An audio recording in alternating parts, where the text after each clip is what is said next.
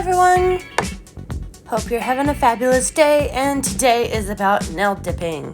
First off, we have our bonding gloss, an instant activator, and of course you always need a brush cleanser, which is coming up next. These are the Serendipity brand that I got at Walmart when I tried some other dips.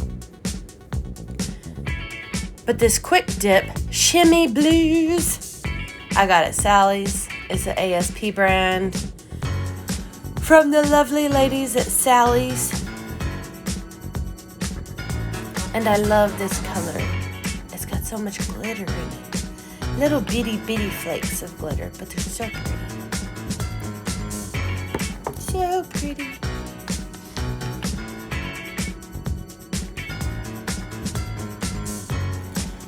So, the first thing you are going to do is you're going to take your bonding gloss, apply as thin as you can get it, layer of this bonding gloss, because when you dip your nail, you don't want it to clump or gravitate into a clump all in one spot, because that's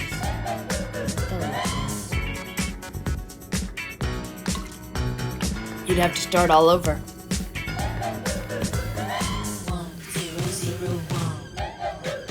I just dip into the pot a couple of times. I'm going to use the back end of my brush just to tap on my finger and let the excess fall back into the pot. Now the end of my finger looks like a beautiful glittery blueberry. You're going to wait about 10 to 15 seconds. You want to let that bonding gloss take hold to the dip powder and dry it a little bit before you dust off the excess powder. And as you can see there, I was going back in with a second coat of the bonding gloss because you want to build up your apex and make sure the color is on there good enough to stand out and pop. And please, throughout this video, excuse the camera work. Guitar Man through YT, my wonderful hubby, you're grounded. Because sometimes my hand isn't even in the shot. But I love you anyways. Moving on. A second dip. Wait 10 to 15 seconds. Tap off the excess. And we are going to brush off the excess glitter. There we go, there we go. Brushing off.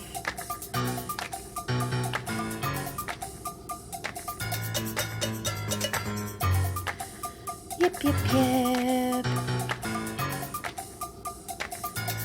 And let that stand for a second. So at that point, you're completely done with your bonding gloss unless you need to add more dip, which I didn't. So now we're going to apply the instant activator, which instantly darkens onto the nail, soaks through the dipping powder all the way down to your natural nail and hardens everything that has to do with the dipping system. Not your natural nail. Just saying. You want to make sure you completely completely cover the nail with the instant activator.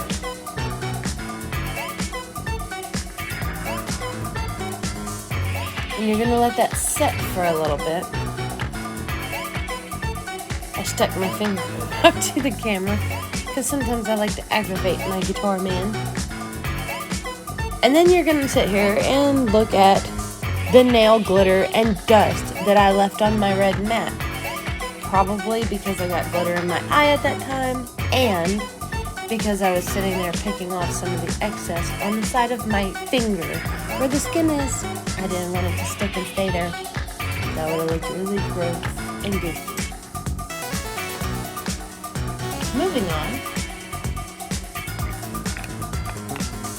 Oh, watermelon juice is so good. Okay.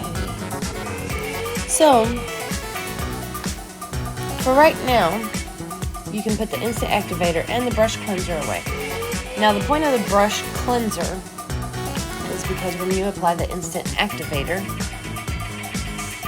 the dip powder is going to get the end of your brush clumpy and just gross. You can't use it that much. If you trade out the brushes from the brush cleanser to the instant activator and keep swapping them, one brush is getting cleaned the whole time you're using the other one. So after adding the activator, we're going to go on to filing the nail. And I started around the cuticles just to make sure they're nice and flush, like where the dip meets the natural nail that meets the cuticle. You know, you don't want this big, bulky, out of place thing getting stuck to your cuticle, and then you're like, hey, what is my nail stuff? Okay, so you just want them nice and pretty and even, and brush, file the excess, smooth it out, even up the ends and the sides.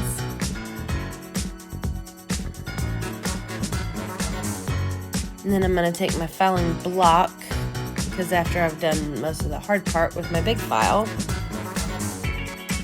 I still want to file a little bit more, but smooth out a lot of the roughness.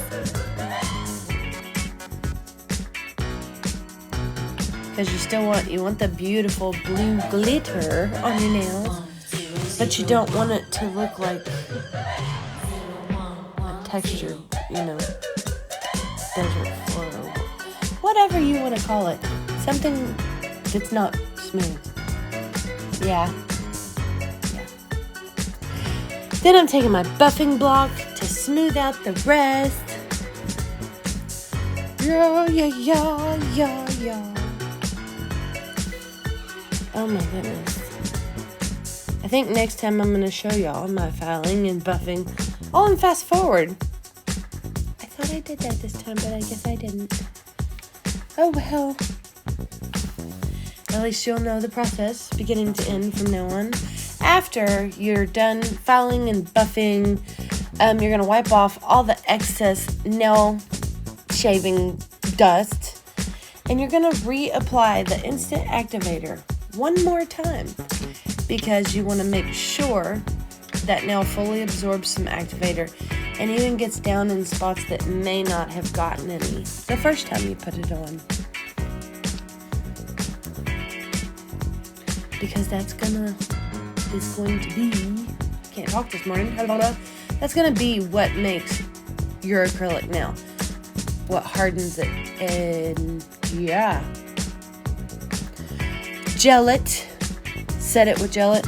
I got this from some very sweet ladies at the Kiss store. Yeah, Kiss store.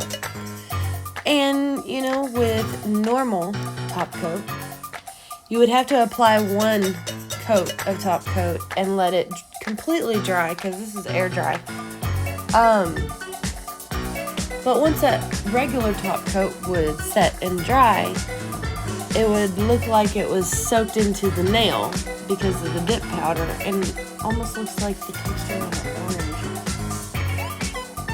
which is gross looking for your nail. But with Gel It, I only had to apply one coat of the top coat, because it goes on thick like a gel, but it doesn't run and it stays in place. It doesn't take too long to dry. I love the outcome of it. And nail dip didn't take hardly no time at all. Also from that Kiss store, I had picked up some tea tree oil. I love this stuff. It's fabulous. You want to give back some of that hydration to your cuticles and the skin around it, because let's face it, you just finished filing away at it. And even though you're not supposed to hit your skin, who's not going to? It happens. Anyways. Moisturizing the nails, the skin around the nails. And that is pretty much how you do it. I like the nails. I think they're pretty. Thank you guys for watching. I'll see you in the next one. Bye-bye.